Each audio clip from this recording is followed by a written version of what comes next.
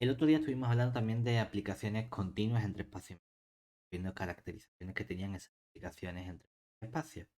Dentro de las distintas aplicaciones con las que trabajamos, lo que ya en cierto modo es identificar cuáles son las aplicaciones buenas por excelencia en el espacio en el que vamos a trabajar. Si estuviésemos hablando simplemente de un espacio topológico como hacíamos en otra asignatura, diríamos, bueno, pues un concepto fuerte de aplicación es el concepto de homeomorfismo. Ese Homomorfismo. mismo concepto lo tenemos también cuando trabajamos con espacios métricos, porque resulta que los espacios métricos dejan de ser un espacio topológico con unas propiedades concretas. Entonces, en ese aspecto, sí es verdad que pueden decir, bueno, pues vamos a trabajar con ese nuevo concepto. ¿Sí? En general, la definición que recuperamos realmente o heredamos de la parte de topología sería nuestro concepto de homeomorfismo. Dados X con su de distancia y un Y de distancia sean espacios métricos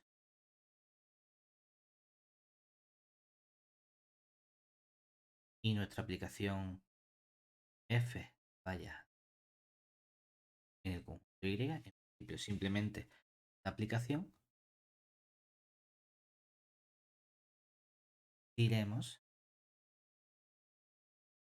que f es homeomorfismo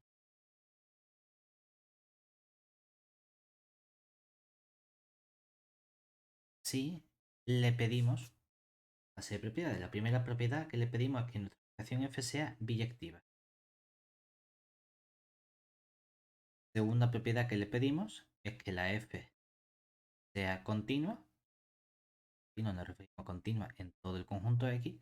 Y tercero, como la aplicación f biyectiva, existe su aplicación inversa f-1 y vamos a pedir que esa f-1 sea también continua. En el libro, esto lo condensan en una palabra que especial, porque me acordaba, que es decir que la f es bicontinua. Yo es la primera vez que he visto el palabra bicontinuo de ese modo aquí, para hacer referencia a que tanto la función como la inversa son continuas. Porque en otros sitios lo podemos interpretar como que es dos veces continua, no sé, a lo mejor cuando hablamos de aplicaciones bilineales, no significa que ella y la inversa sean lineales. Entonces ese uso del bi es un poquito relativo, ¿no? Pero bueno, aquí lo utilizan así para cortar, pero simplemente que hace referencia a que tanto ella como la inversa son continuas. Del mismo modo, igual que hablamos de esa aplicación que es un homeomorfismo, podemos hablar entonces de que los espacios métricos sean homeomorfos si encontramos al menos un homeomorfismo entre ellos. Es decir, nota en las condiciones anteriores,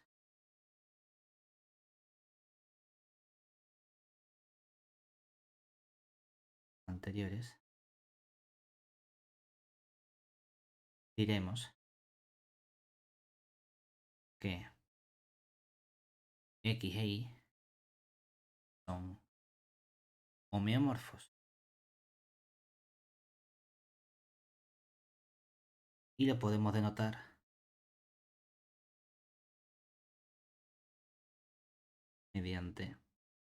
Aquí en cuanto a notación no tenemos una específica para esta parte, sino que simplemente solemos o bien poner que X es igual a Y, y a veces le ponemos un homeo si cabe arriba, o a veces ponemos un X equivalente y del mismo modo ponemos homeo. Si solo tuviésemos un concepto de espacios iguales, por así decirlo, sí que podemos decir, bueno, pues utilizamos el equivalente en lugar del igual, ¿no? Pero como vamos a ver distintos conceptos de equivalencia entre nuestros espacios, hay veces que sí que solemos indicar algo, la palabra, un H, algo que me indique que no son exactamente iguales ni similares, sino que, bueno, tengo esta existencia del buen comportamiento de aplicación entre uno y otro. Lo guay de los homeomorfismos es que la continuidad de la inversa garantiza que la aplicación F transforma o se lleva bien con los conceptos topológicos que hemos visto. Es decir, en particular, además, los homeomorfismos son las aplicaciones por excelencia entre espacios topológicos, por lo que los homeomorfismos presentan un buen comportamiento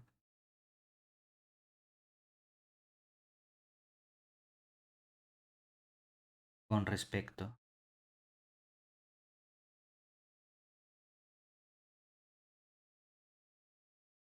a los conceptos topológicos que hemos visto.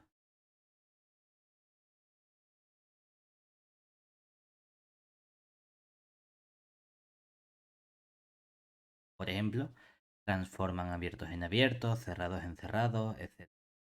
Tienen buenas nociones topológicas, comportamiento topológico, gracias a esa continuidad, sobre todo de la inversa, más que de la propia aplicación. Ahora bien, es cierto que en nuestros espacios no estamos trabajando con espacios topológicos, tenemos una distancia, una métrica. Por lo tanto, a lo mejor podemos pensar en buscar un tipo de aplicación en la que la parte importante fuese precisamente el comportamiento con respecto a la distancia. El comportamiento con respecto a la parte topológica que es la continuidad. Si pensamos en que se lleven con la distancia, vamos a pensar justamente en ese concepto de isometría, que tenga un Isometría. buen comportamiento con respecto a las distancias. Ahora bien, hay que tener cuidado en la parte de isometría y el que los espacios sean isométricos.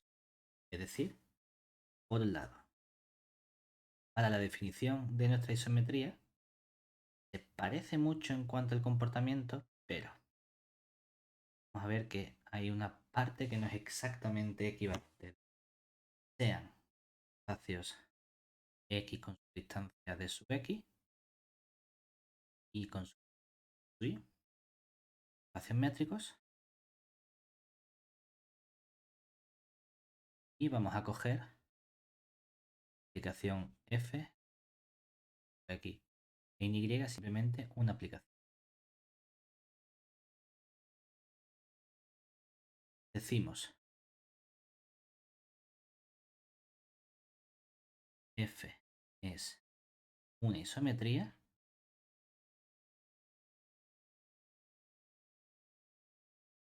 y cuando estudiamos la distancia de las imágenes de dos puntos cualquiera, es decir, un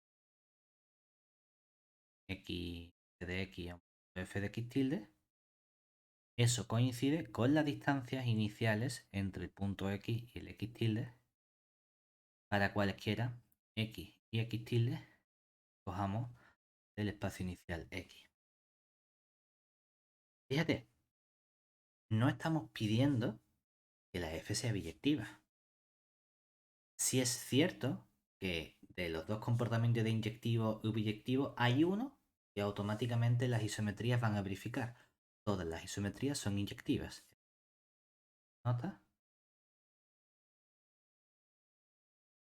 Observemos que toda isometría f es inyectiva. En efecto, si partimos de que nuestra f de x coincide con f de x tilde, entonces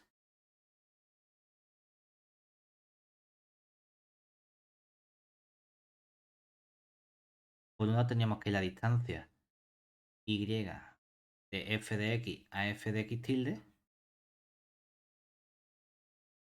valdría como los puntos son iguales y de su y es una distancia, tenemos que la distancia vale 0 únicamente cuando los puntos son el mismo. Ah, pues justamente estoy partiendo de que f de x coincide con f de y, o sea que esta distancia vale 0 por ser de su y una distancia. Ahora bien, F es una isometría, por lo tanto, como es una isometría, sabemos que la distancia de los puntos iniciales X y X tilde coincide con esa distancia que teníamos ahí, por ser F isometría. Ahora bien, si la distancia entre X y X tilde es cero, entonces, por ser, creo que es un sí solo sí, pero utilizamos la aplicación la implicación que nos interesa, que sería por ser d sub X también una distancia, tenemos entonces que efectivamente nuestros puntos X y X tilde son los dos iguales. Por lo tanto, efectivamente, nuestra F es inyectiva. Ahora bien, no tiene por qué ser sobreyectiva. Cuando tengamos ese buen comportamiento de la sobreyectividad, sí que vamos a poder garantizar entonces que hay un buen comportamiento entre el espacio métrico X y el espacio métrico Y. Y entonces sí que diremos que nuestros espacios son isométricos. Es decir, cuando exista una isometría biyectiva entre X e Y, diremos que dichos espacios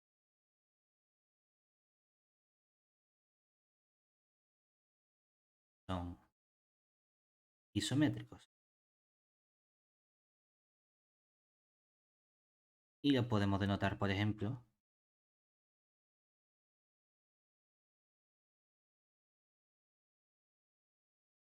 mediante... Por eso digo que antes pusimos lo de Homeo arriba por decir, bueno, pues a lo mejor podemos poner X es igual, poner mejor un isom y, o a lo mejor ponerlo con el X equivalente pero encima de la palabra isom y, para indicar que existe esa isometría entre nuestros espacios. Claro, esto es un comportamiento realmente especial, que la función f mantenga las distancias. A lo mejor no mantiene la distancia, pero aunque no las mantenga, sí que podemos establecer una relación siempre entre la distancia de las imágenes y la distancia de los puntos iniciales. Podemos hablar entonces de dos tipos de aplicaciones concretas. La que nos interesa es lo que vamos a llamar nosotros la parte de contractividad. Es cierto que podemos hablar de otro tipo de aplicaciones que serían las no expansivas, pero vamos a centrarnos únicamente en las aplicaciones contractivas, que son las que nos interesan para relacionarnos con ese buen comportamiento de continuidad. ¿Sí? Dentro de este tipo de aplicaciones que no mantengan la igualdad entre las distancias, vamos a ver que sí que existe una relación con la distancia. ¿Sí? Sea nuestro XD un espacio métrico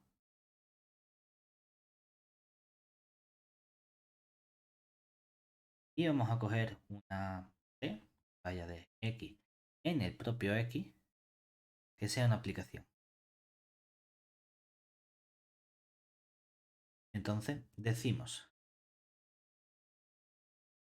que nuestra T es contracción o aplicación contractiva si existe una constante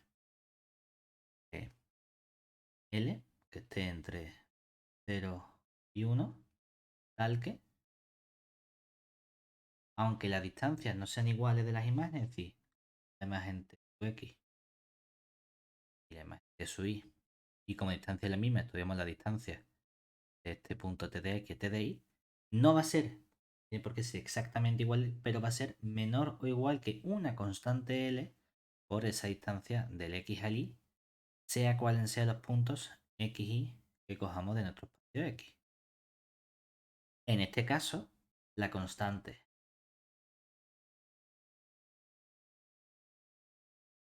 L, que está entre 0 y 1, recibe el nombre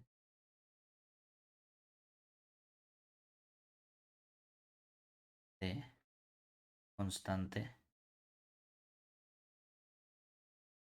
de contractividad.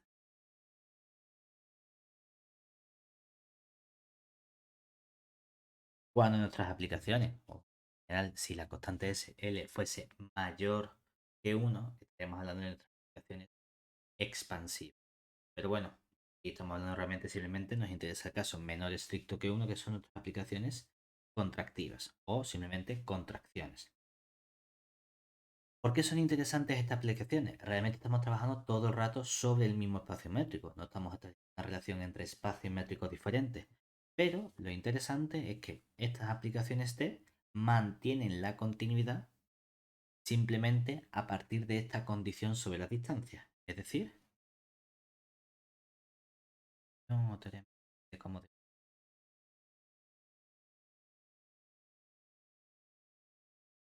dado espacio métrico XD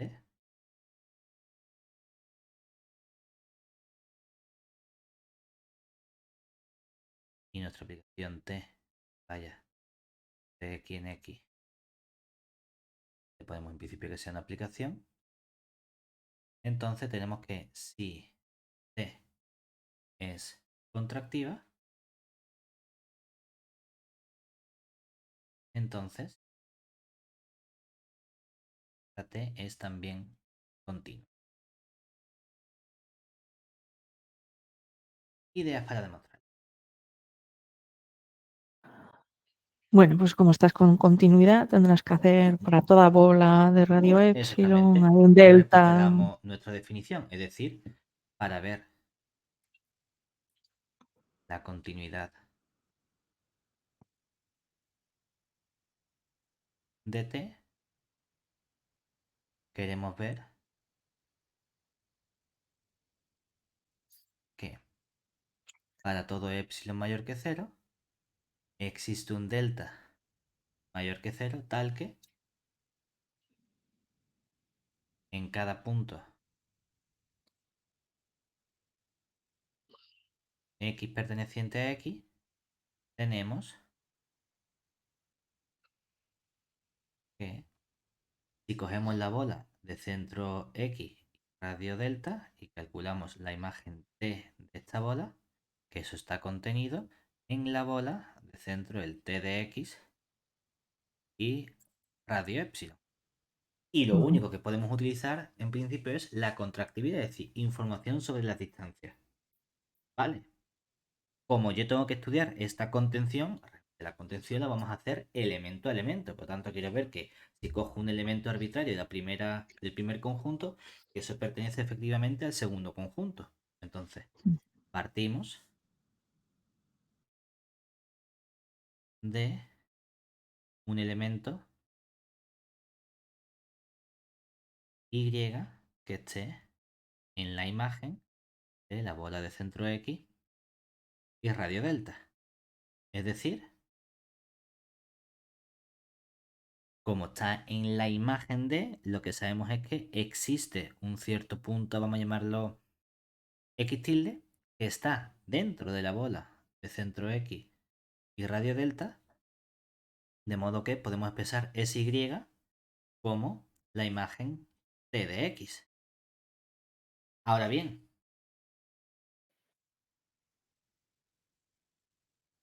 ¿qué De X sabemos tilde. nosotros de el X tilde, este elemento? Y es T de X tilde. ¿Sí? De X tilde, perdón. Sí. Entonces, ¿nosotros qué queremos estudiar? Que eso, ¿dónde está?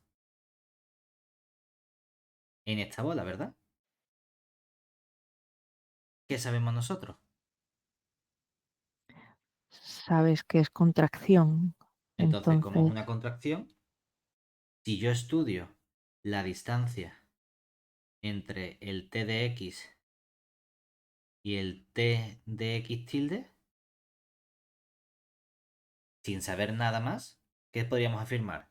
Que esto va a ser menor o igual que, por ser una contracción, la constante L por la distancia del X al X tilde, ¿cierto? Ahora bien, La distancia del x al x tilde, ¿qué información tenemos?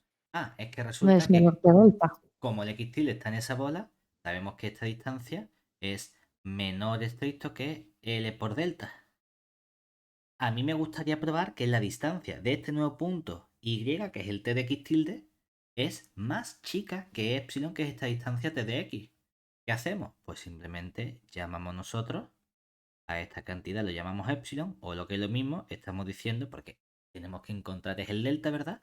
Que definimos el delta justamente como epsilon partido por L. Por lo tanto, de este modo, para cada epsilon positivo hemos encontrado un delta, de modo que nuestro elemento y está efectivamente en la bola de t de x radio epsilon. Simplemente tenemos que elegir el delta inicial como epsilon partido por L. Y ya tenemos probada efectivamente la continuidad de nuestra contracción. ¿Qué ocurre? Nosotros queremos hablar de completitud. Cuando hablamos de completitud, lo relacionamos con el concepto del comportamiento que tienen los espacios con respecto a las sucesiones. Ya hemos visto un cierto comportamiento de sucesiones en nuestros espacios métricos con continuidad, cómo se caracteriza la continuidad mediante sucesiones, qué información tenemos de acotación y de convergencia.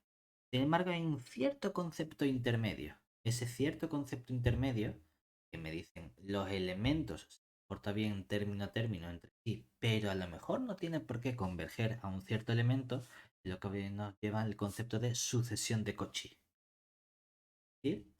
Dentro de nuestros subconjuntos importantes, que son las sucesiones, vamos a estudiar qué ocurre cuando los términos se van acercando entre sí, pero a lo mejor no tienen por qué converger.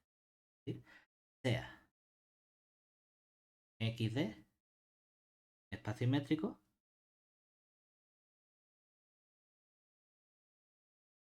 y x sub n, tan x, que sea una sucesión. Entonces, decimos que nuestra sucesión x sub n es de Cauchy si para todo epsilon mayor que 0 existe un n0 natural, término a partir del cual los elementos están suficientemente cerca entre sí. Es decir, para todo n y m mayores o iguales que n0, tenemos que la distancia de términos x sub n a los términos x sub m más chicos que epsilon que hemos prefijado. Fíjate, cuando hemos estudiado la definición de convergencia, la hemos hecho en realidad no mediante instancias inicialmente, sino mediante el comportamiento de bola. Que esos elementos estuviesen en la bola del radio adecuado a partir de un cierto término. Que es cierto que es equivalente a hablar de distancia más chica que. Aquí no podemos relacionarlo con esa contención dentro de las bolas porque no tenemos garantía de que esto tenga que converger. Es decir, ¿nota? Tenemos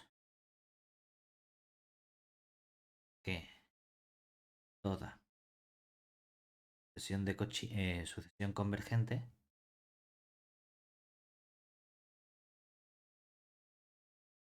es de Cauchy. En efecto,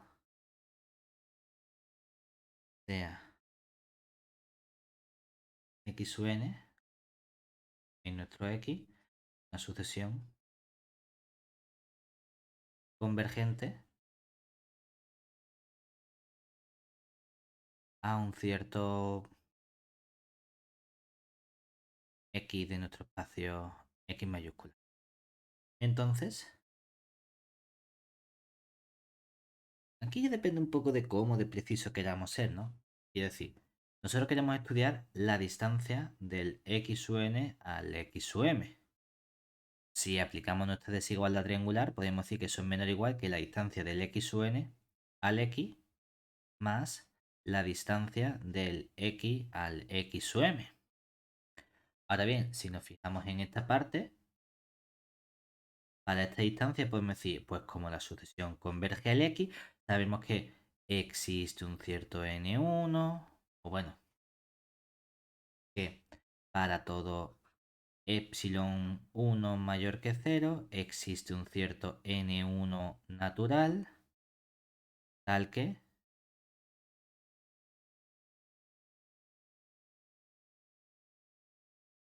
esa distancia de x sub n a x es más chica que ese epsilon 1 para todo n mayor o igual que el n1. También si nos vamos a esta segunda distancia, podemos decir, oh, pues aquí de forma análoga, tenemos que para todo epsilon 2 mayor que 0 existe un cierto n2 natural, tal que nuestra distancia del x al x sub m fuese más chica que el epsilon 2 para todo perdón, mayor o igual que el n2. Lo cual implica que en realidad nosotros podemos decir, oye, pues esto va a ser menor que este epsilon 1 más epsilon 2, que es lo que nosotros podemos llamar nuestro epsilon arbitrario, para todo n y m que sea mayor o igual que un n0, que va a ser el máximo entre el n1 y el n2. Vale, pues efectivamente cogemos ese epsilon y tenemos que coger el n0 como el máximo. Depende de cómo de fijoli uno se quiera poner. Lo habitual es que uno diga, con poner epsilon medio y epsilon medio para que se me quede el epsilon bonito. Bueno, no tiene por qué ser el mismo epsilon, ¿no? Podrían ser dos epsilon distintos y. Bueno, no pasa nada. O sea que tenemos garantía de que las sucesiones convergentes son efectivamente de Cauchy. Claro, el problema es que el recíproco no tiene que ser cierto. Es decir, sin embargo,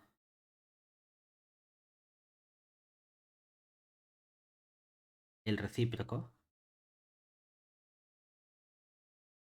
no es cierto. Como hemos visto, por ejemplo, el otro día con el ejemplo de la sucesión armónica de series parciales que no es convergente. El problema es que, ¿qué le pasa a sucesión? Ah, quizás no me sirve porque esa sucesión tampoco era de Cauchy, ¿verdad? Es decir, que tenemos que pensar mejor un poquito más para dar ejemplos de sucesiones que, aun siendo de Cauchy, no sean sucesiones convergentes. Hombre, hay ejemplos relativamente sencillos si cambiamos los espacios. Por ejemplo, en nuestro espacio métrico que pueda ser, no sé, vamos a coger 0,1 como conjunto y la distancia que sea distancia D con la distancia de un punto X con punto Y, la heredada por la distancia euclidia en R, que va a ser valor de X menos Y, ¿verdad?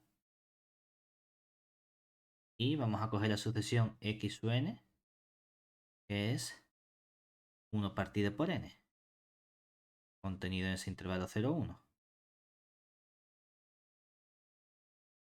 Es una sucesión de Cauchy, los términos cada vez están más cerca entre sí. Sin embargo, ¿cuál es ese candidato al límite de nuestra sucesión 1 partido por n? Y el punto 0 y el punto 0 no está en nuestro espacio X. Oye, que puede ser simplemente que se salga del espacio con el que estamos trabajando. No hay ningún problema, o sea que podemos irnos a cosas relativamente sencillas. Claro, el problema es que a nosotros nos gustaría de algún modo caracterizar ese buen comportamiento de los espacios, es decir, caracterizar aquellos espacios donde toda sucesión de Cauchy efectivamente es convergente. Y ahí llegamos precisamente a nuestro concepto de completitud. ¿Sí? Definición de los espacios métricos importantes que es estudiar, que van a ser los espacios métricos completos. Sea XD, espacio métrico, entonces decimos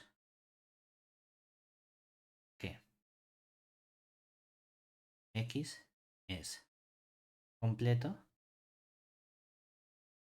si toda función de Cauchy es convergente.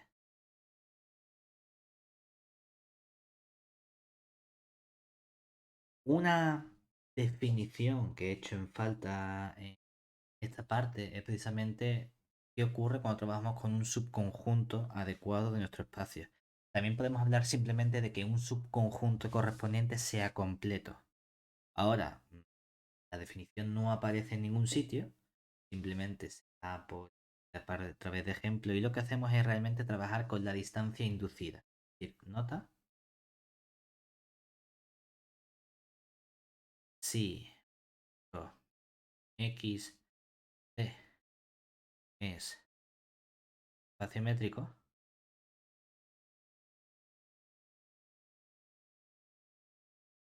dado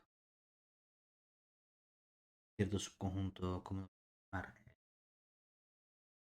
m subconjunto de x, que en principio simplemente sea un subconjunto, podemos hablar simplemente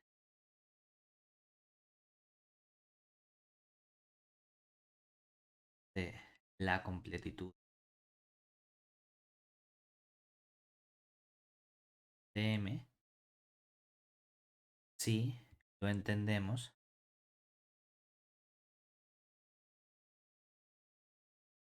como subespacio métrico m de creo que puse tilde siendo o siendo de tilde, que es la distancia restringido a m, la distancia inducida por m, ¿vale? Siempre que efectivamente eso se convierta en un subespacio métrico. Claro, tenemos ejemplos tanto de espacios habituales que sí son espacios métricos como espacios métricos completos, como otros donde no tenemos espacios métricos completos. Incluso no tenemos que irnos a espacios diferentes. Simplemente un mismo conjunto puede ser completo o no completo dependiendo de la distancia con la que nosotros estemos trabajando. ¿Nota? Un mismo conjunto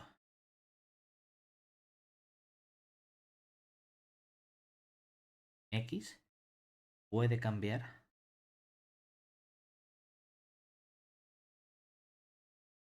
su caracterización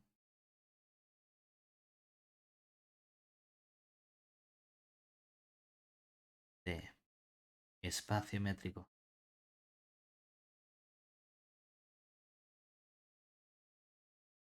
completo dependiendo de la distancia asociada.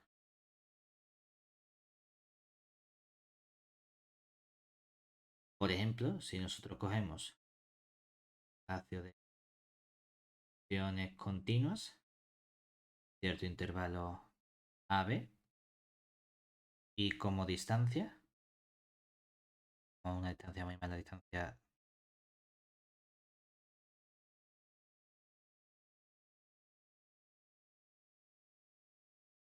donde esa distancia de una función f a una función g se va a definir como el máximo para x perteneciente al intervalo AB del valor absoluto de f de x menos g de x. Con esta distancia el espacio sí es completo.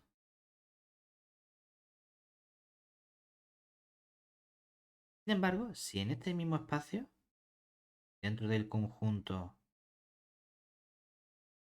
cogemos otra distancia, vamos a llamar la distancia de tilde, donde ahora nuestra distancia de tilde de la función f y la función g, para que sea distancia, ponemos la norma Em, queremos normalizar. Simplemente nuestra distancia, la integral entre a y b del valor absoluto de la f de x menos g de x al cuadrado diferencial de x elevado a un medio. Entonces, con esta distancia, aunque el espacio, el conjunto sea el mismo, resulta que este nuevo espacio métrico no es completo.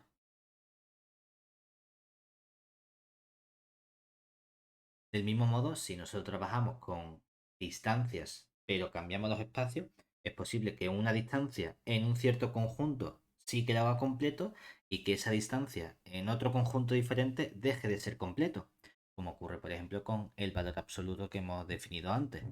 Si trabajamos en los reales junto con la distancia euclídea habitual que proporciona el valor absoluto sí que es un espacio métrico completo. Y sin embargo, cuando nos quedamos con un subconjunto suyo menor, que es el intervalo abierto 0,1, ese espacio deja de ser completo.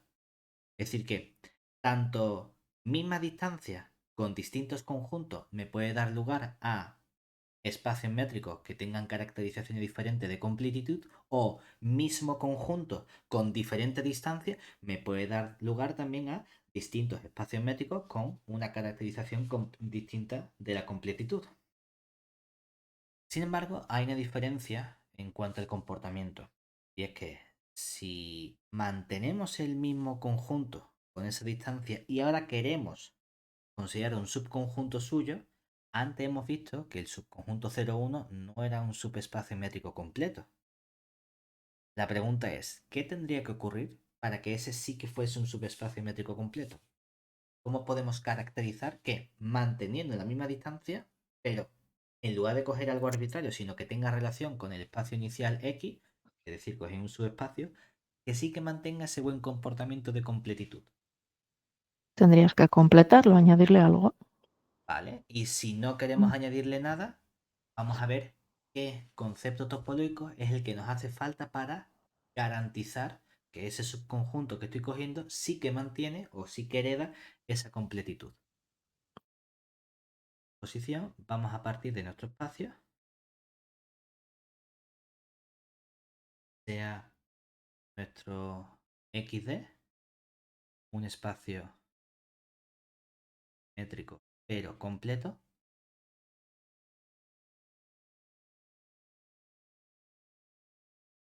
Entonces, dado nuestro M contenido en X, tenemos que este subconjunto M es completo, es decir, como subespacio métrico con la métrica inducida por el X, si y solo si M es un conjunto cerrado, cerrado dentro del subconjunto total X. Eso es lo que nos hace falta para que nuestro subespacio mantenga ese buen comportamiento. Entonces, vamos a probarlo por nuestra doble implicación. Veremos por doble implicación. ¿Cuál prefieres hacer primero? Hombre, ya lo sabes. De izquierda a derecha. De izquierda a derecha. Entonces, vamos a partir de que nuestro espacio es completo. Quiero probar que M es cerrado. Que M es cerrado realmente lo queremos probar o bien con la definición o bien con una caracterización. Es decir, queremos probar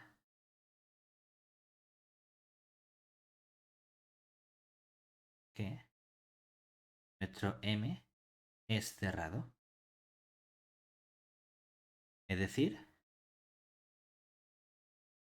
que la clausura de M solo me hace falta probar que es un subconjunto de M. Porque ya sabemos que la otra contención, que M está contenida en la clausura, siempre es cierta. Aunque la definición de cerrado es que esos dos conjuntos sean iguales. ¿Vale? Entonces, ¿qué podemos hacer? Bueno, pues partimos de un elemento arbitrario de nuestra clausura. ¿Sí? Sea X elemento de M clausura. ¿Qué podemos caracterizar entonces? Hemos visto una caracterización de los elementos de la clausura. Un elemento está en la clausura, sí, solo si existe una sucesión dentro del M que converge a ese punto X de la clausura, ¿verdad? Entonces, sabemos que existe una sucesión X sub n contenida en M. Sucesión convergente a nuestro elemento X perteneciente en principio a nuestra M clausura, ¿verdad? ¿Y la sucesión X sub n dónde está? Dentro del conjunto M, ¿verdad? Ahora bien, si la sucesión X sub n es convergente, entonces, ¿qué podemos afirmar sobre la sucesión? La puedes contener en una bola centrada en el X de un cierto radio. O realmente sabemos que nuestra ¿No? sucesión es Bueno. una sucesión de Cauchy, ¿verdad? Ah, sí, bueno. Entonces, como nuestra sucesión... Partimos de que hemos completamente. Entonces, el objetivo que tenemos ahora es probar que este elemento X, ¿dónde está? Dentro En del M. en un- No solo dentro Ujú. del M asterisco, ¿verdad? ¿Cómo lo podemos hacer?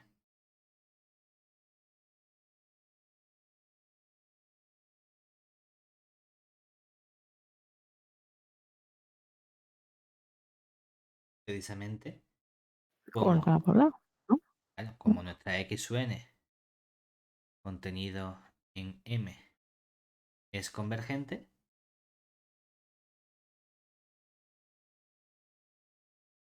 tenemos que nuestra X sub n contenida en M es de Cauchy. Ojo, ¿de Cauchy dónde? De Cauchy en el espacio M, ¿verdad? Sí. Es decir, en M. Y al ser Mm. M Incompleto, vale. completo, Sí. el límite tiene que estar dentro del espacio, no puede salirse del espacio. Mm. Es decir, el límite X debe estar en dicho subespacio.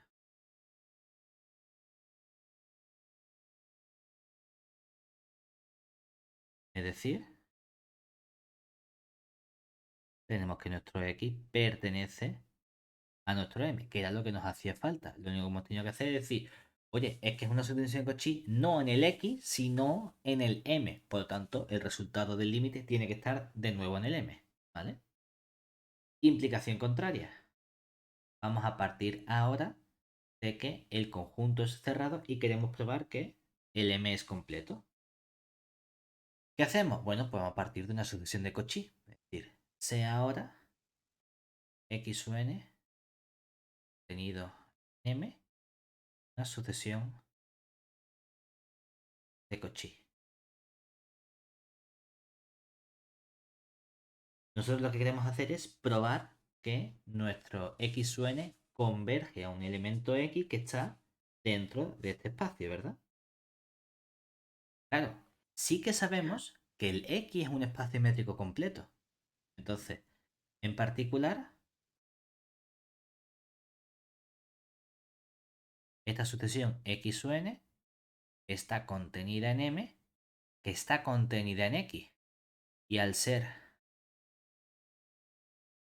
X completo,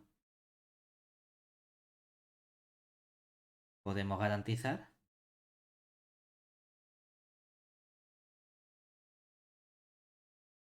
que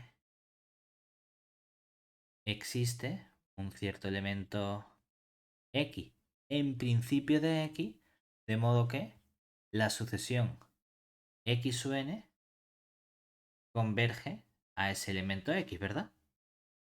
Ahora bien, la sucesión X sub n estaba en M Y partimos de que M es cerrado, lo cual me implicaba que si el conjunto es cerrado, toda sucesión que yo coja dentro del conjunto tiene que converger a algo que está en ese conjunto. Es decir, pero al ser M cerrado y la sucesión X o N estar contenida en M, debe ser nuestro elemento X también un elemento de M. Pero entonces acabamos de probar que nuestra sucesión de Cauchy converge a un elemento que está otra vez en el mismo subespacio.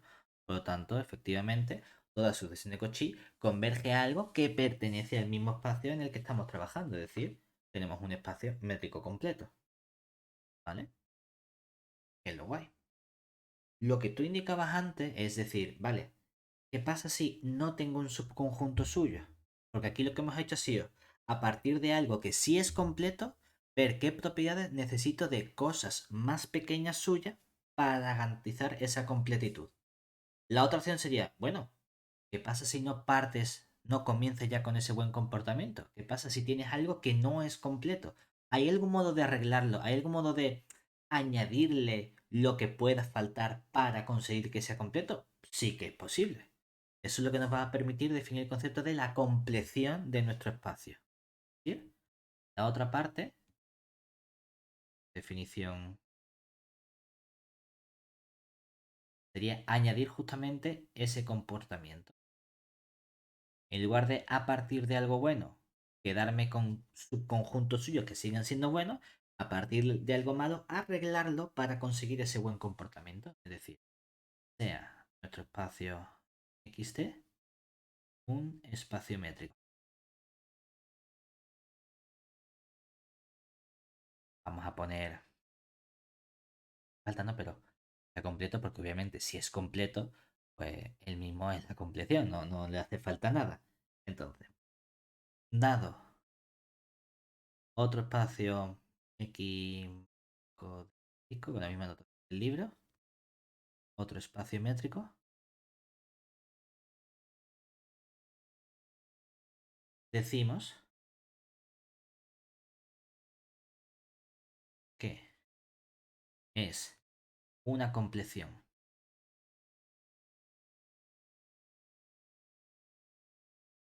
de nuestro espacio métrico inicial XD si existe un cierto subconjunto adecuado, vamos a llamarlo X0, que sea subconjunto del espacio grande, simplemente con la correspondiente métrica inducida, es decir, un subespacio métrico, tal que le vamos a pedir dos cosas a este X0. Por un lado, que el X0 sea denso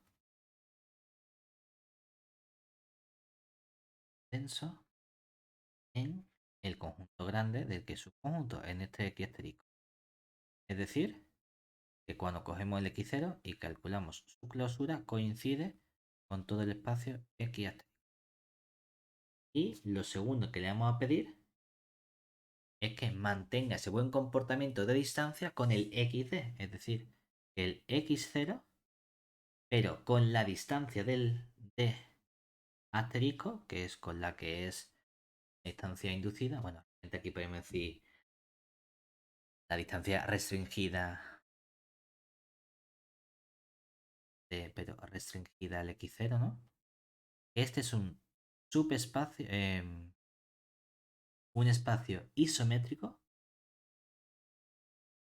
al X con la distancia de inicio.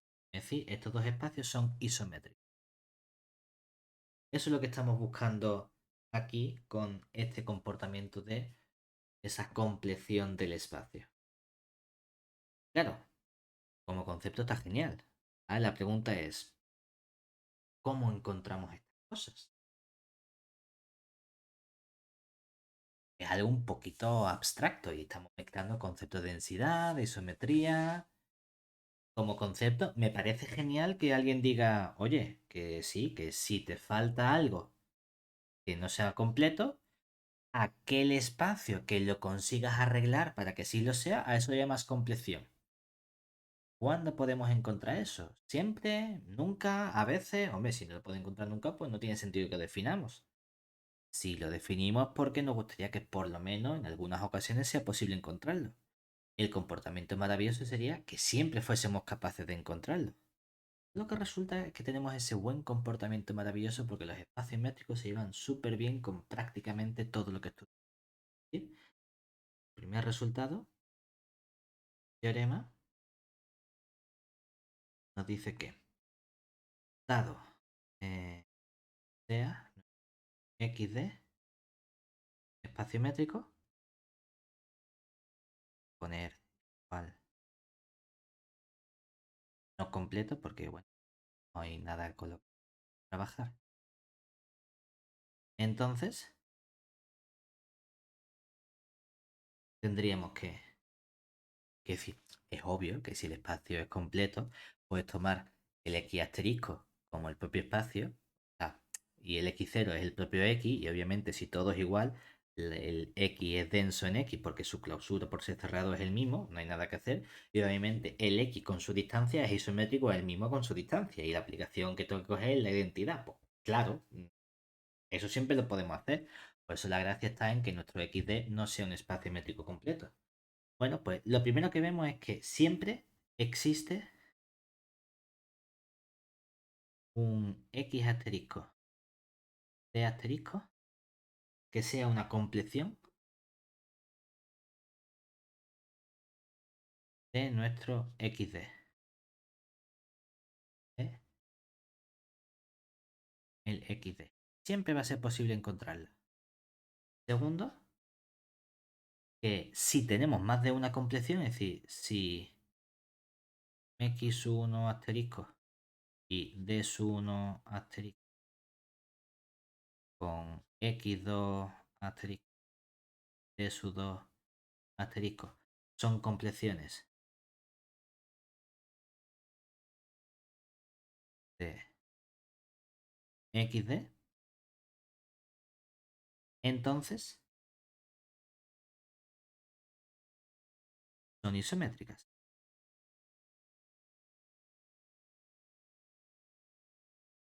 Es decir, no somos realmente desde el punto de vista de los espacios métricos capaces de distinguir entre las dos compleciones con las que trabajamos. Me da igual la que consideremos. Lo cual significa que efecto práctico me da exactamente igual con cuál vayamos a trabajar. La demostración del teorema realmente es una demostración constructiva que nos dice cuáles son los espacios con los que tenemos que trabajar. Para la primera parte, que como idea de esta demostración,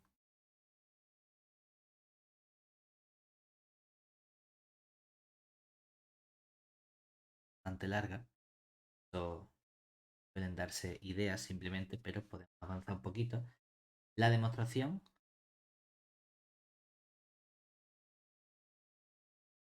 es constructiva.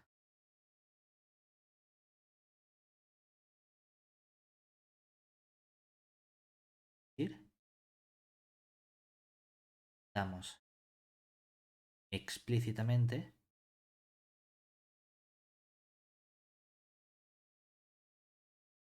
los elementos necesarios.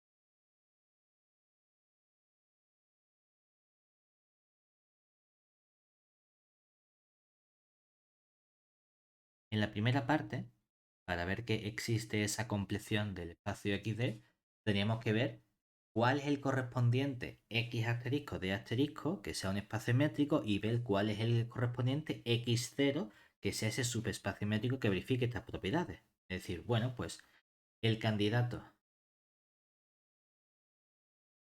dado XD espacio métrico,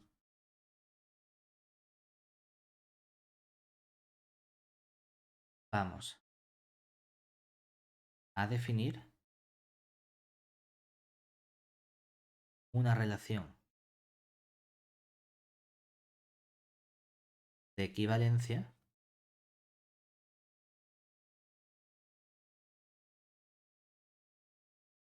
gusanito, el gusanito, sobre el conjunto de sucesiones de Cauchy en X. De modo que, básicamente, porque si queremos hablar de completud, queremos estudiar qué comportamiento tienen esas sucesiones de Cauchy en cuanto a la convergencia. Bueno, pues la relación que nosotros queremos estudiar entre sucesiones de Cauchy, es decir, esencialmente las sucesiones de Cauchy con las que nos interesa trabajar, es esencialmente que dos sucesiones de Cauchy x sub n está relacionada con una sucesión y sub n, sí, solo si la distancia, el límite, cuando la n tiende a infinito, de la distancia entre los elementos x sub n e y sub n de esta sucesión tiende a cero. Claro, como esto es una sucesión, como esto es una relación de equivalencia, las relaciones de equivalencia inducen dos conceptos fundamentales: las clases de equivalencia y el conjunto de todas las clases de equivalencia, que sería nuestro conjunto cociente. Pues nuestro x asterisco adecuado va a ser precisamente ese conjunto cociente. Es decir, vamos a definir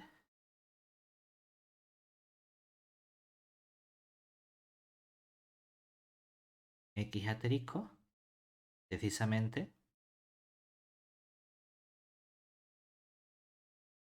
como punto cociente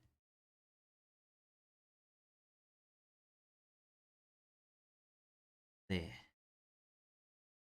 sucesiones de Cauchy con respecto a la relación anterior.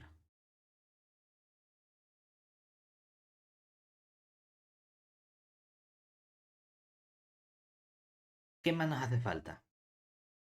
Nos haría falta un conjunto. Oye, un conjunto no vacío, genial. Y dentro de ese conjunto no vacío me hace falta una distancia de asterisco. ¿Vale? Pues nuestra candidata. A ver, bueno, por otro lado, definimos una candidata a distancia, en principio una aplicación, vamos a llamarla de asterisco, que lo que hace es que va de este x asterisco por el x asterisco en R. Lo que hacemos es tomar pares de clase de equivalencia, ¿verdad? No sé, podemos llamar en principio a un elemento x asterisco y a otro elemento y asterisco, y entonces esa distancia asterisco con el x asterisco y la y asterisco, ¿cómo la vamos a definir? Que es lo importante. Lo vamos a definir justamente como un límite de distancias. ¿De qué elemento? Claro, si te fijas, el x asterisco, ¿quién sería? Una clase de equivalencia. Es decir, el x asterisco lo podemos pensar como la clase de equivalencia de una cierta sucesión x sub n, que es sucesión de Cauchy. Y el y asterisco es también una clase de equivalencia de una cierta sucesión y sub n, que es nuestra sucesión de Cauchy. La D se lleva bien con los elementos del espacio X. Podríamos pensar en definir la D asterisco de las clases como la distancia con respecto a los representantes de esas clases de equivalencia. Claro, aquí surgen varios problemas. Ya hemos construido el espacio X adecuado y la distancia de asterisco adecuada. El problema es que no garantía todavía de que eso sea una distancia. Hombre, está claro que las primeras propiedades son inmediatas. Es decir, la distancia es mayor o igual que cero. Es cero si y solo si los elementos son iguales. Es simétrica. Verifica la desigualdad triangular. Es decir, que es relativamente sencillo. Hay una parte que a lo mejor es un poquito más complicada, que sería ver que efectivamente esto no depende de los representantes que hayamos elegido. Es decir, ¿qué ocurre si de coger un representante que sea el x o n de tu x asterisco, coges otro representante distinto. ¿Qué pasa entonces con esa distancia? Simplemente con aplicar la desigualdad triangular, vemos que como las relaciones o las sucesiones estaban relacionadas entre sí, si metemos otra distancia, otro elemento distinto, el límite de la x n al x n llamado tilde va a ser cero porque las distancias o las sucesiones están relacionadas entre sí. Por lo tanto, me da igual el representante que elijamos realmente. Lo cual significa que efectivamente esta aplicación de asterisco es en efecto una métrica sobre nuestro espacio x asterisco. Es decir, que efectivamente este espacio es un espacio. Saltando mucho paso únicamente para dar la idea de lo que tenemos que hacer, ¿no? Ahora, ¿qué es lo otro importante que nos falta por ver? Que existe ese subconjunto x sub 0 que sea denso, de modo que cuando restringimos a la distancia de asterisco sea isométrico al espacio x inicial. Por último,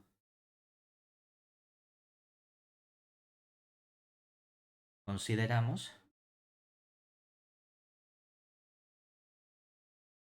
el subespacio, vamos a llamarlo x sub 0, contenido en x asterisco, dado por... Si está contenido en x asterisco, tenemos que recordar que este espacio x0 tiene que estar formado de nuevo por conjuntos de clases de equivalencia. ¿Qué conjunto de clases de equivalencia queremos coger? Pues justamente aquellas clases de equivalencia x asterisco de nuestro x mayúscula asterisco, tales que queremos elegir un elemento importante. ¿Qué elemento importante? Queremos justamente que si cogemos la sucesión constante, es decir, la sucesión constante, vamos a llamarla x, x o x0, que te da más coraje. Vamos a poner x, n. No sé. Vamos a poner esto simplemente como sucesión constante. Que esto pertenezca a esa clase de equivalencia del x asterisco. ¿Vale? Eso es lo que estamos buscando. Es decir, nos quedamos con aquellas sucesiones o clases de equivalencia de sucesiones donde aparece mínimo una sucesión constante. A lo mejor la sucesión constante x, a lo mejor otra sucesión constante. Exactamente igual, pero que haya una sucesión constante en cada una de esas clases de equivalencia. Claro, ¿qué ocurre aquí? Me falta dar cuál sería esa isometría entre el espacio x0 con la distancia de asterisco y el espacio x con la distancia de inicial. ¿Sí? La isometría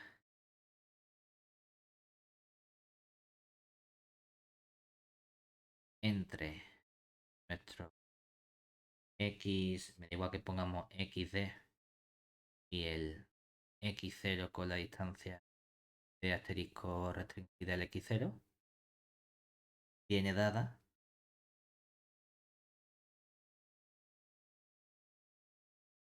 por, bueno, un poquito más incluso. Digo porque no es simplemente la isometría, sino la isometría iyectiva. Recordemos que para que sean isométricos no es simplemente que exista una isometría, tiene que existir una isometría biyectiva entre esos espacios, la isometría biyectiva entre nuestro espacio xd y el espacio x0, la distancia de asterisco ida al x0, viene dada por coger precisamente la f que va x en el x0 asterisco. Y coge esta sencilla porque a cada elemento x le vamos a asociar una clase de equivalencia, va a ser f de x dada por la clase de equivalencia que tiene como representante la sucesión constante x. Más así de simple. Entonces, ya tenemos ahí todos nuestros elementos. Es cierto que terminar la demostración sí que nos haría falta probar que efectivamente este espacio X sub 0 es denso, es decir, que la cláusula del X0 coincide con nuestro X asterisco y que efectivamente este X asterisco que hemos cogido antes es completo, que si cogemos sucesiones de Cauchy dentro de ese espacio, tenemos que efectivamente todas estas sucesiones de Cauchy son convergentes. Pero simplemente que sepamos que esta es la construcción que debemos realizar en la demostración. Ahí ya son lo que podemos echar un ratito tranquilamente para demostrar. Realmente, ¿nota? Estos son los detalles fundamentales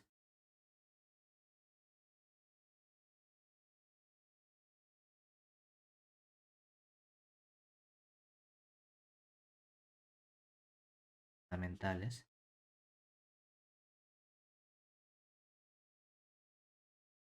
de la construcción.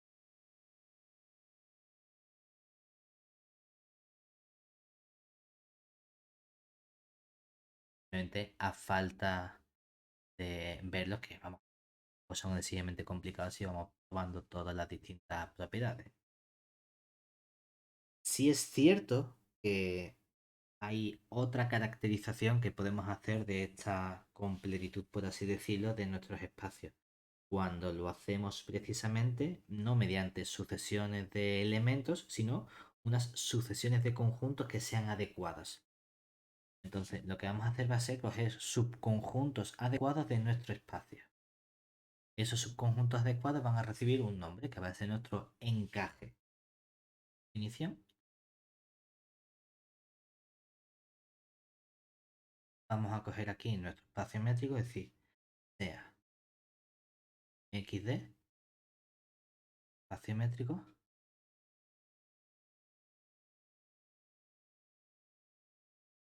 y vamos a coger una sucesión de subconjuntos. Dada nuestra sucesión a sub n, contenido parte de x, es decir, de x. Solemos poner con a sub distinto del vacío, pero bueno, a lo mejor no hace falta que sea vacío en este caso, porque si no sería trivial, pero bueno. Diremos que nuestra sucesión a sub n es un encaje y, por un lado, la sucesión es decreciente, es decir, a sub 1 contiene al siguiente conjunto a sub 2, contiene a todos. Es decir, a sub n es decreciente. Pero, aparte de ser decreciente, queremos que sea decreciente con un comportamiento entre los diámetros, es decir, se van reduciendo lo máximo posible. Si estudiamos el límite cuando la n tiende a infinito de los diámetros de nuestros conjuntos a sub n, esos además tienden a cero. Esto es lo que entendemos nosotros por un encaje. Como digo, si la familia es vacía, obviamente el vacío está contenido en el vacío, que está contenido en el vacío, que está contenido siempre en el vacío, el diámetro del vacío es la constante cero, obviamente el límite de la constante cero es cero. Es cierto que eso hemos pedido, que no sean vacíos porque no hay nada que hacer en realidad. Vamos a pedir simplemente que sean habitualmente conjuntos no vacíos. Lo guay de esto precisamente es que podemos caracterizar el comportamiento que tienen nuestros encajes. ¿Sí? Bien.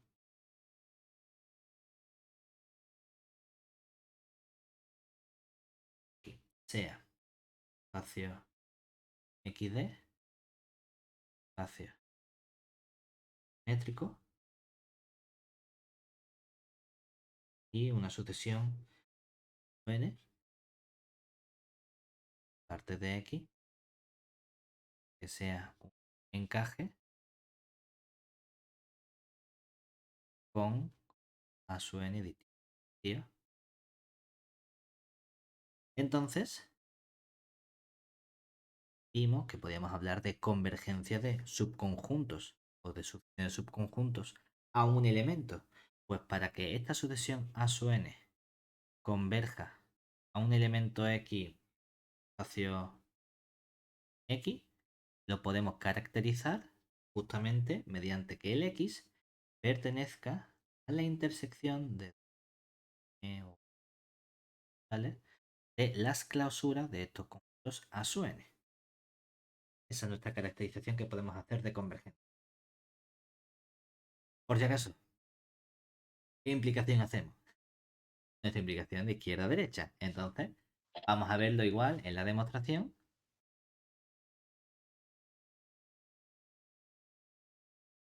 Vamos, prácticamente, y solo si no. Bueno, demostración. Haremos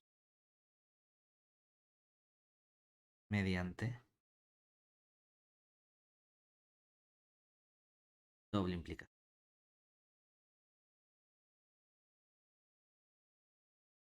Entonces, vamos a comenzar primero con nuestra derecha. Entonces, queremos probar que ese X está en la intersección de todos los asuenes. Y para ello, partimos de que la sucesión de encajes converja en nuestro elemento X. Bueno, pues vamos a ver qué podemos decir. Sea A su n, sucesión de partes de X, encaje, tal que sabemos que el A su n converge a ese elemento X de nuestro espacio X mayor. Es decir, si la sucesión converge al punto, sabemos que para todo R mayor que 0 existe un cierto n0 natural, tal que nuestros subconjuntos A su n están completamente contenidos en esa bola de centro X y radio R para todo n en adelante del n0. ¿Vale? Obviamente, ¿qué ocurre como estos elementos están, o como esta sucesión no encaje? Cada término está contenido, contiene al siguiente, ¿verdad? Entonces, en el momento en el que uno está, todos los siguientes también están dentro. El problema es, ¿qué ocurre con los previos? Es decir, si sabemos que el A2 está, obviamente como todos los siguientes están dentro, a partir de ese n en adelante, todos van a estar. El problema que puedo tener es con los previos a ese A(n). Es decir, observemos que al ser nuestra A(n) decreciente, tenemos que el A(1) contiene al A(2), tiene, así llegamos hasta el AN0, contiene al AN0 más 1, contiene y sigue en adelante, ¿verdad? Vamos a poner N0, N0 menos 1, que contiene el AN0 y contiene en adelante. De toda esta parte, este ya sabemos que está en la bola, ¿verdad? Entonces, todos estos sabemos que están dentro de la bola de centro X y radio R. El problema es que si yo quiero ver que eso está en una intersección de clausuras, ¿verdad? Tengo que ver que la intersección con todas las bolas es siempre no nula. Claro, ¿qué pasa si en alguno de estos elementos no están contenidos en nuestras bolas? Y pregunta, ¿puede ocurrir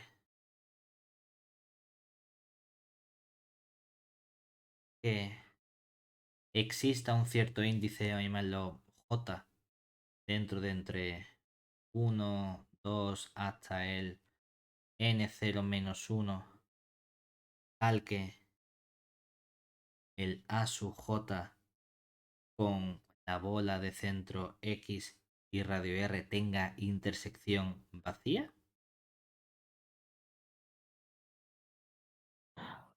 No por la condición del diámetro, ¿no? Como el diámetro. Bueno, realmente simplemente por esta Ah, contención, porque por reducción ajá. al absurdo,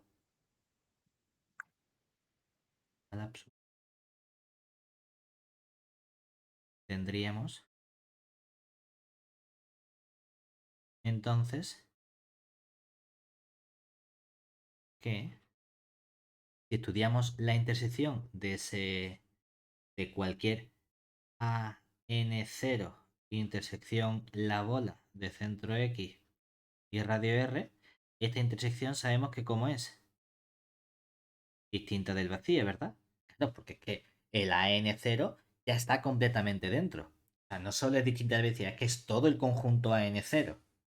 Pero el AN0 está contenido en todos ellos, en particular está contenido en SAJ. Por lo tanto, la intersección está contenido en la intersección de la J con la bola de centro X y radio R. Hombre, estamos suponiendo que esta intersección es vacía. ¿Cómo va a ser que algo no vacío esté dentro de algo que sí es vacío? No puede ser, ¿verdad? Por lo tanto, sabemos que todos estos elementos tienen intersección no vacía. Si tienen intersección no vacía, ya tenemos también nuestra contención dentro de esos elementos. Es decir, por lo tanto,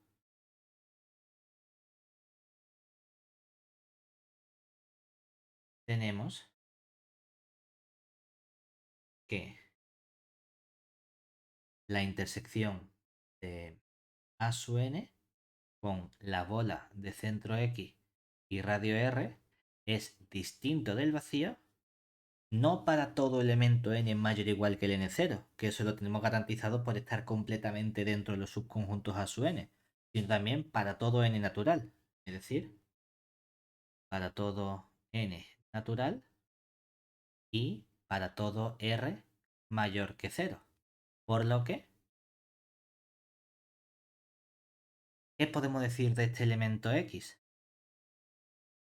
Si fijas un n, fijado el n, la intersección del A sub n con cualquier bola es distinta de 0. Por lo tanto, ese X está en el A sub n clausura para todo n natural. Pero obviamente, si el X está en todos los conjuntos, por definición está en la intersección de todos ellos.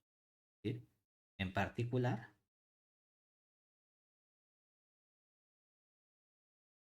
nuestro elemento X pertenece a la intersección para n perteneciente a los naturales de el AN clausura, que es lo que queríamos demostrar. Prácticamente es un sí, solo sí. De hecho, esta vez, a la otra implicación, ejercicio. Normalmente se suele poner ejercicio para el lector, ejercicio para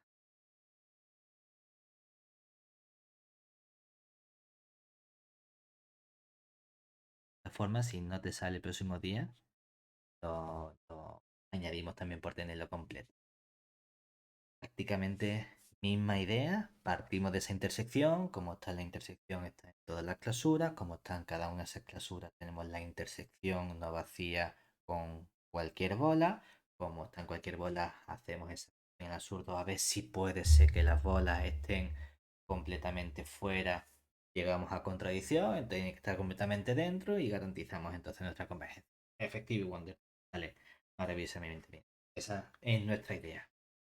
Con todo eso ya podemos finalizar con el resultado final que nos garantiza la equivalencia, porque claro, hemos metido todos estos nuevos conceptos de nuestros encajes. ¿Para qué? Hombre, lo queríamos relacionar con el concepto de completitud de los espacios métricos.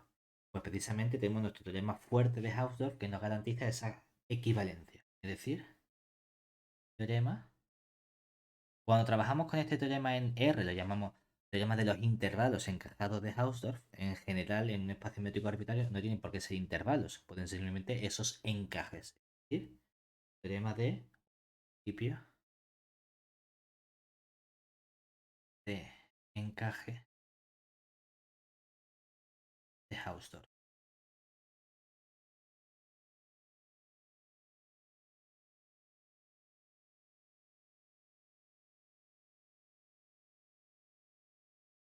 Entonces, lo que dice este teorema es que, dado espacio métrico XD,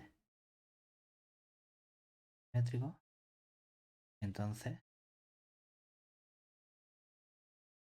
son equivalentes las siguientes afirmaciones. Por un lado, la que nos interesa, que sería que nuestro espacio X correspondiente a distancia fuese completo. La segunda, relacionar estos encajes con el comportamiento de abierto o cerrado que tenemos en los espacios. Justamente hemos visto que la completitud con quien se lleva bien de esos dos conceptos topológicos es con el ser cerrado cuando hablamos de esos subconjuntos. Pues precisamente, si cogemos esa familia importante, es decir, para cualquier sucesión C sub n de subconjuntos de partes de C, pero que sea un encaje con cada C sub n distinto del vacío y cerrado para todo n natural, pues lo que queremos garantizar es que sea cual sea el encaje que cojamos, se tiene que, al hacer la intersección de todos esos conjuntos C sub n, esa intersección es distinta del vacío. Fíjate que realmente es aplicar este resultado previo que tenemos aquí, pero como los conjuntos son cerrados, la clausura coincide con el propio conjunto, por lo tanto, que el elemento esté en esa clausura es justamente que eso converja. Vale, sin ningún problema. Tercera equivalencia que tenemos. A lo mejor no tienen por qué ser encajes cerrados, eso es lo ideal para poder hacerlo directamente. Lo que queremos también es que en caso de que el encaje no sea cerrado, sino que sea un encaje arbitrario, es decir, cualquier, llámalo a su n, pero no tienen por qué ser abiertos, simplemente un encaje arbitrario. Pedimos que sea no vacío, porque si es vacío no hay nada que hacer. A su n distinto del vacío, todo n natural. Queremos que este encaje sea convergente, es decir, se tiene que converge a un cierto elemento X de nuestro espacio X mayúscula. ¿Qué sería precisamente la otra caracterización que tenemos aquí de este comportamiento? Ver la caracterización mediante qué pasa con la intersección de esas clausuras de los encajes o ver si esos encajes convergen a un cierto punto. Cuando el encaje es un encaje arbitrario, con hablar de convergencia es suficiente para tener entonces esa intersección no vacía. Cuando el conjuntos o los encajes estén formados por conjuntos cerrados, es suficiente tener la caracterización con la intersección no vacía porque ya coincide justamente con la parte derecha de esta implicación y eso me garantiza la convergencia. La parte complicada, por así decirlo, en realidad está en ver esa equivalencia entre esos dos comportamientos, bien de convergencia, bien de intersección, con que los espacios sean completos, que si cogemos una sucesión cualquiera, esa sucesión de Cauchy sea convergente, que realmente lo único que hay que garantizar es que tenemos nuestro Cauchy, ver que ese candidato a elemento X que tiene esas intersecciones, lo consigamos probar que converja una sucesión. Realmente la idea sería, mediante esta equivalencia, si cogemos un X cualquiera que tiene tres intersecciones, como las intersecciones están formadas por las clausuras, los elementos de la clausura no garantizan la existencia de una sucesión dentro de esa clausura, como los diámetros tienden a cero, y ahí es donde se utiliza la equivalencia o la información de los diámetros, entonces tenemos garantía de que la distancia de los X sub n a los X sub m son cada vez más chicos, la sucesión es de Cauchy y convergen a este elemento X, por lo tanto, la sucesión de Cauchy converge al elemento X y nuestro espacio es completo. Eso es lo que nos garantiza precisamente el principio del encaje de Hausdorff, que lo podemos estudiar todo mediante conjuntos en lugar de mediante sucesiones, lo que más nos interesa. Y con eso tenemos esta parte de completitud vista, ¿vale?